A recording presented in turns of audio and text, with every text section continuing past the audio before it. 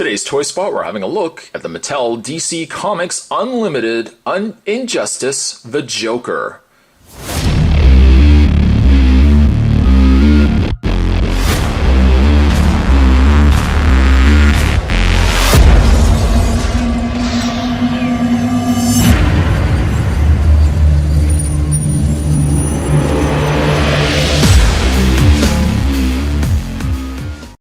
Based on the game from the creators of Mortal Kombat, Injustice Gods Among Us, available April 2013, indicated down below there. Now, at the time, obviously, that you are watching this, Injustice is already out, and Spot actually enjoys playing it quite a bit.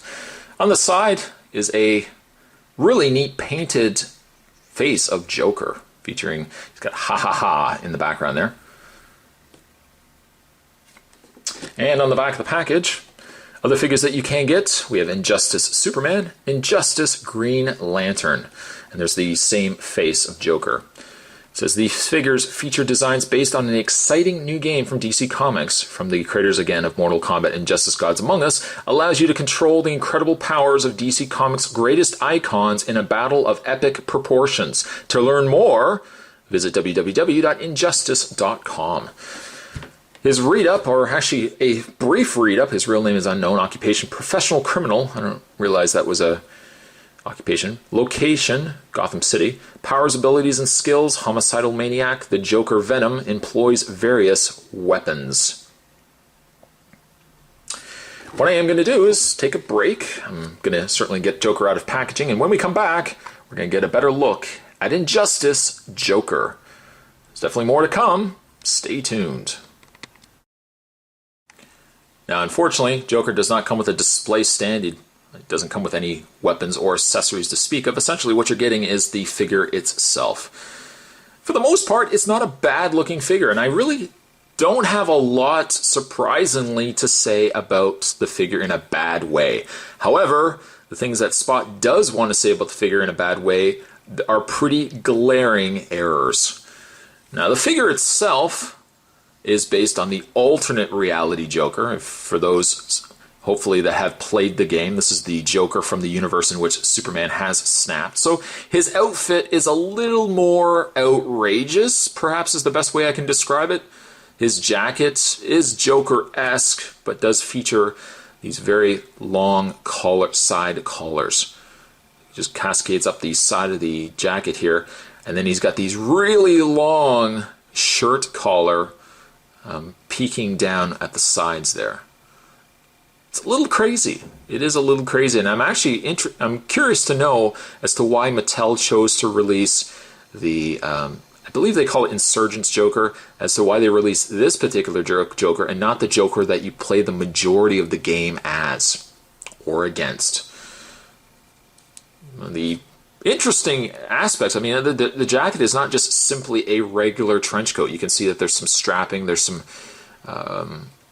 individual details, even in the middle section here of all these straps as well. I like the jacket. I was surprised, and I was actually thinking that when I was going to get the figure that it was something I wasn't going to like. But the jacket for me works. You got the strapping on the side, with the visible sleeves of the shirt underneath. Some areas look like the paint has been missed. This actually not too bad on the one side. On the other side, actually, you know what, not too bad either. So good job there. The choice of colors, I don't know, work. I don't know, maybe they don't, but you've got this kind of dark, almost like an olive green, maybe a little more greener than an olive green. And then you got this dingy mustard yellow as his shirt. And then you've got the darker purple. And then you've got this really stark purple for his legs. His legs and actually his hands and collar. I'm actually surprised to find that all three colors work relatively well enough on together. They're not too over the top. I'm a little annoyed, though, that the shirt is one piece with the jacket. If anything, it would have been nice if the jacket could have been an overlay to the shirt. I mean, looking at it, it looks like it's all attached, and that's a bit of a shame. The tail, of course, of the jacket as well. Okay, so for the most part, Spot likes the figure. Now, I love the face. The face is really good, but as Spot zooms in, you can see one glaring issue with the figure. And I don't know if this is, hey, last minute decision, but you can see the sculpt of the hair and where that hairline stops. And the hair is done well. The paint is really done well also. But then for some reason, I don't know if they've gone back, and I'm hoping it's just this figure, but they've gone back and they've added a second goop of paint all the way around the figure's face. I've seen some girls do this with their lips, where they just add an extra extension of their lips. It never works. It never works. But you can see where the hair should have stopped, and if the hair itself actually receded naturally the way it looks like it should have, it would have looked fine. But then they added this extra dark paint right across it, and you can clearly see where that hair is supposed to have ended, but instead they added this dark paint across. If you own this figure, you guys can let me know down below if this is something that you have on your figure as well, or if maybe Spot was just unfortunate enough to have gotten this on his. Really a shame, because I actually like the face quite a bit on this Joker. He's got some really big eyebrows going on, a big devilish Joker grin. He's got that pointed chin, the pointed nose. The figure works well, and the face is done well. But for some reason, I don't know why, they had to add this dark, dark line all the way around the top, and even right around down the side by his ear as well. You can see where the hair should stop, and then they've just added that extra line. I don't know why. I just don't know why. Another point I wanted to make is I really like his shoes. He's got some really neat, long, pointy Joker shoes. Works exceptionally well. I think my overall feelings is this together works well.